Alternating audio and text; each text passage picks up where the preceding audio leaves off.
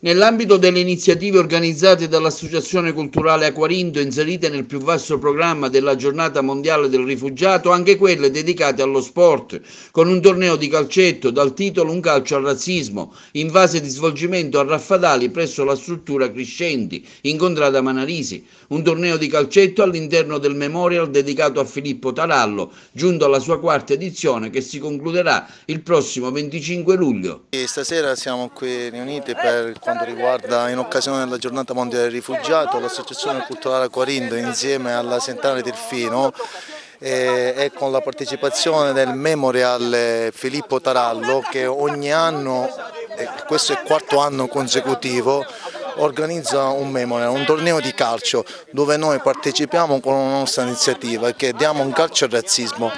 E quale cosa migliore dello sport in cui cercare di fare integrazione, perché lo sport unisce, perché lo sport praticamente abbatte le barriere e lo sport allarga i confini.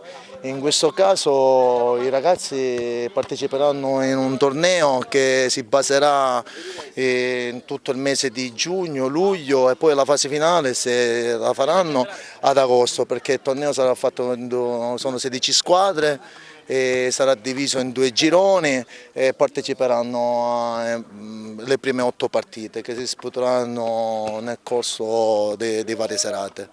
Il nostro intento è quello di fare che i ragazzi cercano prima di tutto di inserirsi con gli altri e cercare di integrarsi. Anche noi partecipiamo a questo torneo, al quarto torneo di Filippo Tarallo. Per questo memorial per noi è stato molto importante perché si ricordano questo ragazzo che purtroppo non c'è più e quindi è un momento di commemorazione ma anche di integrazione. Infatti proprio la nostra squadra, che è composta da ragazzi immigrati, ha l'obiettivo di fare in modo, proprio di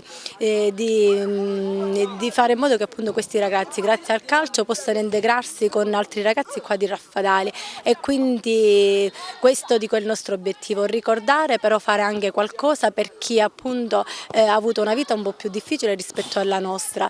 Ringrazio gli organizzatori, ringrazio la famiglia Tarallo e l'assessore Galvano che ha anche contribuito a fare questo. Questo torneo ormai si svolge da 4 anni. Conta ogni anno più di 160 iscritti, diciamo che apre l'estate raffadalese, è un torneo che è dedicato a un nostro amico che abbiamo perso circa 5 anni fa, è un torneo che suscita molto clamore tra i ragazzi, nella provincia pure, infatti vengono squadre da un po' tutta la provincia. È un torneo che ci fa stare uniti, ci fa divertire. Ecco, questo concetto di integrazione avete pensato anche di far giocare i ragazzi immigrati, richiedenti asilo? Sì, assolutamente, perché per noi non hanno niente di diverso rispetto a noi, sono dei brevissimi ragazzi, come potete vedere, sono dei ragazzi a cui piace giocare, divertirsi, come tutti, noi non vediamo nessuna diversità, per noi sono dei bravissimi ragazzi. Importante per noi. Sì, mi piace a questo momento giocare qua, sì mi piace. Qualcosa di te, da dove vieni, da quanti anni sei qui?